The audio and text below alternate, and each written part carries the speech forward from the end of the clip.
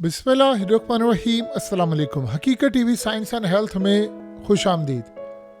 Trump ने फैसला किया है कि उसने यूक्रेन की शारक काटनी है और इस सारी सूरत हाल में जो सबसे अहम मामला सामने आया है कि आर्मी चीफ से उसने की है मुलाकात और जितने सिक्योरिटी ऑफिशियल्स हैं, और तय ये हुआ है कि बाइडन जाने से पहले जो मिसाइल, जो हथियार, जो तमाम चीज़ों का मुआहदा करके चला गया था और वो अब डिलीवरी देनी थी और अभी डिलीवरी देनी थी उसकी यूक्रेन को।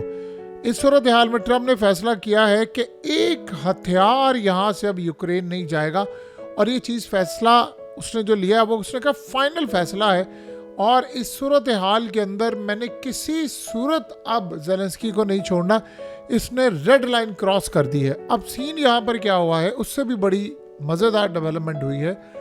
अमेरिका की यूक्रेन में कोई मिलिट्री बेस नहीं है, ये आप ज़हन में रखिए, लेकिन अमेरिका के कमांडोज मौजूद हैं यूक्रेन के अंदर जो पिछले काफ़ी अरसे से ट्रेनिंग दे रहे थे और यूक्रेन की फोर्सेस को दे रहे थे, नेटो के तौर पर दे रहे थे, यानी पूरी तरह छुप छुपा के और ओपनली एलानिया भी अमेरिका के कमांडोज मौजूद थे, वो लड़ाई कर रहे थे।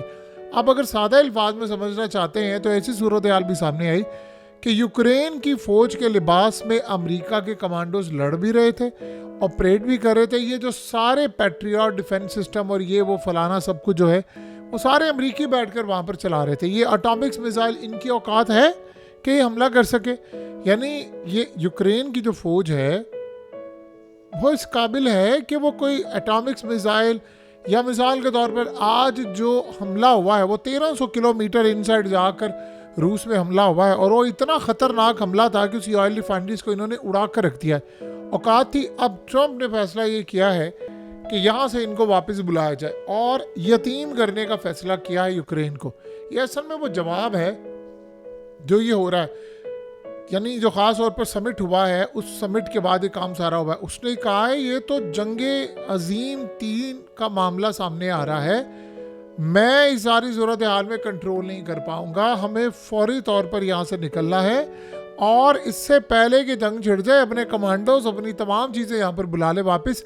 देखिए ट्रंप ने अगर नया मुआहदा कोई नहीं किया, ये आप ज़हन में रख लें, ट्रंप ने कोई नया मुआहदा नहीं किया, नए हथियारों की कमिटमेंट कोई नहीं दी, जो भी सूरत हाल थी वो सारी पुरानी थी और सब कुछ डिफरेंट था। अब यहाँ पर उसने जो काम शुरू किया है वो कह रहा है कि हथियार नहीं देंगे और बाइडन दौर के जो हथियार थे वो भी हम किसी सूरत इनको नहीं देंगे। तो कुल मिलाकर अब जो सारे का सारा इन्हिसार है, अब उस तरफ मामला ज़रा चेक कीजिए। देखिए मीडिया में आपको ये बात नहीं बताई जा रही कि जी रूस के ऊपर, उनकी ऑयल रिफाइनरीज के ऊपर ड्रोन हमले हो गए हैं। अब वो कह रहे हैं जी प्यूटिन नंबर हमला कर रहा है, फलाना कर रहा है, ये कर रहा है। आप बताएं कि एक तरफ मुज़ाकरात हो, एक तरफ आप हमला करें तो अगला बंदा चुप करके तो नहीं बैठेगा। तो इस सूरत हाल के अंदर अब असल में यूक्रेन की फ़ौज को ये बात अच्छी तरह पता चल गई है, बहुत अच्छी तरह, और इसी का एडवांटेज अब लेना है रूस ने कि देखें चाहे अमेरिका जो बातचीत करे या यूरोपियन करे, बातचीत ये हो रही है कि जंग बंद करनी है, टर्म्स एंड कंडीशन हो ना हो, जंग बाद में चले ना चले वो अलग बात है। इस वक्त यूक्रेन की फ़ौज ने सरेंडर करना शुरू कर दिया, जो सबसे बड़ा झटका है क्योंकि अमेरिकी यहाँ से जा रहे हैं। देखिए अभी तक तो ये आप ज़रा मज़े की बात समझिए, जो यूक्रेन की फ़ौज है वो अब लड़ने के काबिल नहीं रही, बिल्कुल अफ़गान फ़ौज और शाम की फ़ौज का उसका हाल हो गया है।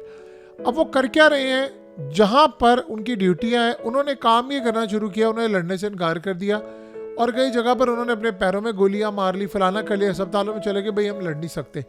ये उनको घर से पकड़ कर ला रहे, जेलों में फेंक रहे, वो कह रहे हमने नहीं लड़ना। कई जगह पर तो उन्होंने रूसी फौजी हैं उनको पैगाम दिया है कि भाई हम यहाँ पर, आप हमें ना मारें। ये बिल्कुल वही हाल है जो अफ़गानिस्तान की फ़ौज ने अफ़गान तालिबान के साथ जो मामला थे वहाँ पर ये हो गया था। तो उन्होंने कहा कि भाई हमने किसी सूरत नहीं लड़ना।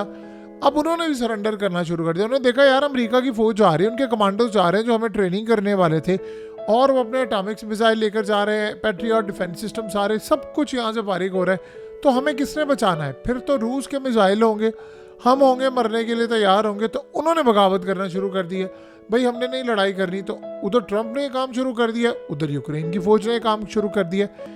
ये मामला बहुत ज़्यादा इस वक्त यानी समझ ले कंट्रोल से बाहर है यूक्रेन के लिए। और अगला लम्हा क्या देखें, अब प्यूटन क्या कर रहा है? प्यूटन काम ये कर रहा है कि उसने हमले तेज आबाद से शुरू करने कर दिए हैं मुकम्मल तौर पर। इन्होंने उनके पावर प्लांट यानी उनको टारगेट अब करना है मुस्तकबिल में, और यूक्रेन इस सारी सूरत हाल में देख रहा है कि हमें फर्दर हमले करने ताकि हम जंग बढ़ाएं। लेकिन फौज जब आपका साथ नहीं देगी तो आप देखिए सबसे बड़ा मसला क्या हुआ है।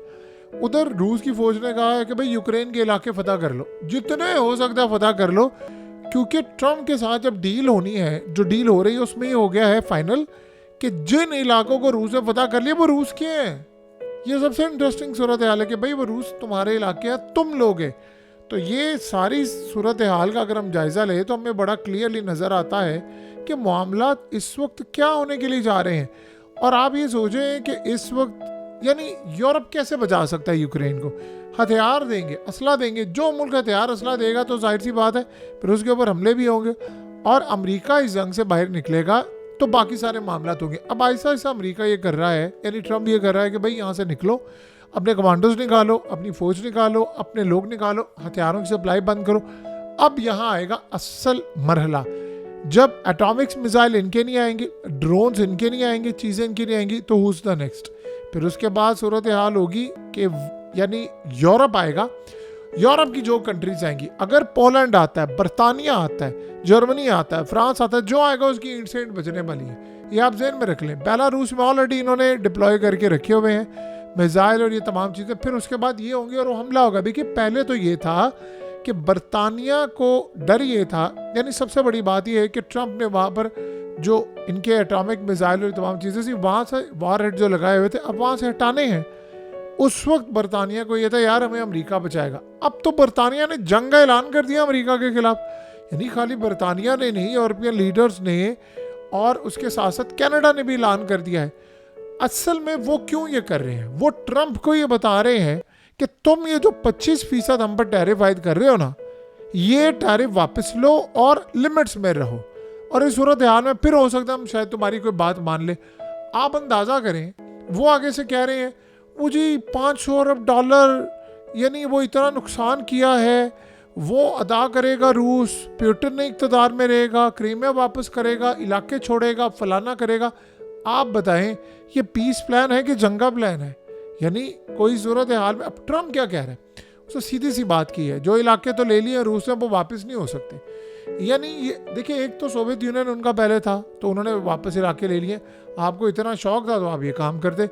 अब यूरोप के अंदर कई ममालिक कह रहे हैं, जैसे मिसाल के तौर पर मेलानी कह रही है, वो कह रही है कि नहीं हमने नहीं ये काम करना, हालात ख़राब है। इसी तरह दीगर लीडर्स कह रहे हैं कि भाई हालात ख़राब है, हमारी अपनी इकॉनमी तबाह हो रही है, इलीगल जो लोग बाहर से आ रहे हैं मिग्रेंट उनका भी बड़ा मसला है, हमें किसी सूरत इस जंग में नहीं पड़ना, सारे अपना आप बचाव करें। देखिए जो ट्रम्प यानी उसने जो फंडिंग अब बंद किया नेटो सबकी 70% अब इन सबको पे करना पड़ेगा। कहाँ से पे करेंगे? और फिर देखें अमेरिका जब आउट हो जाएगा तो जो फिर रूस ने हमला करना है आप उसका अंदाज़ा नहीं कर सकते।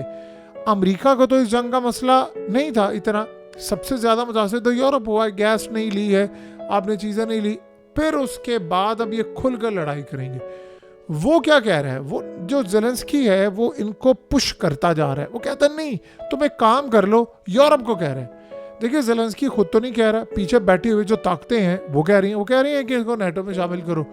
अब इन सबको पता है कि अगर हमने नेटो में शामिल कर लिया तो जिस दिन हमने ये ऐलान किया, ये मेंबरशिप दी, तो सीधा हमला जो होगा वो मिसाइल उस मुल्क पर आगे लगेगा जो यहाँ पर ये काम करेगा। फिर तो आप सोच रहे यूरोप की इंसिडेंट बच जाएगी। देखिए दो चीज़ें आप समझ लें कि रूस हुआ क्या पिछले काफ़ी सालों से, प्यूटन की लीडरशिप के अंदर बड़े काम हुए, यानी ऐसे ऐसे काम हुए जिसका आप अंदाज़ा भी नहीं कर सकते। अगर हम इस सारी सूरत हाल का जायज़ा लें तो आपको एक बात तो नज़र आएगी ना कि रूस का जो रियल एडवांटेज है वो गैस नहीं है, वो ऑयल भी नहीं है, ना वो रेयर अर्थ मिनरल्स है, वो है प्यूटन।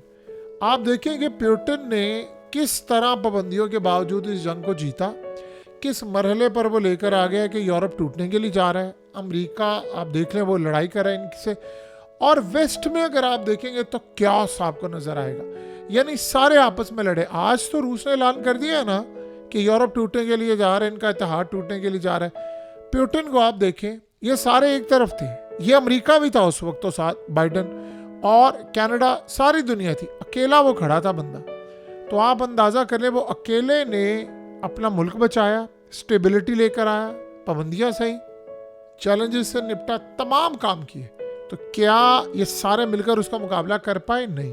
तो अब भी यही सूरत हाल होगी। अब तो देखिए अमेरिका भी उनके साथ है, और मज़े की बात ये है कि जो अब कमांडोज यूक्रेन के साथ मिलकर अमेरिका पूरी तरह रूस के खिलाफ लड़ा था, वो मुस्तकबिल में कमांडोज रूस के साथ मिलकर यूरोप और यूक्रेन के खिलाफ लड़ेंगे।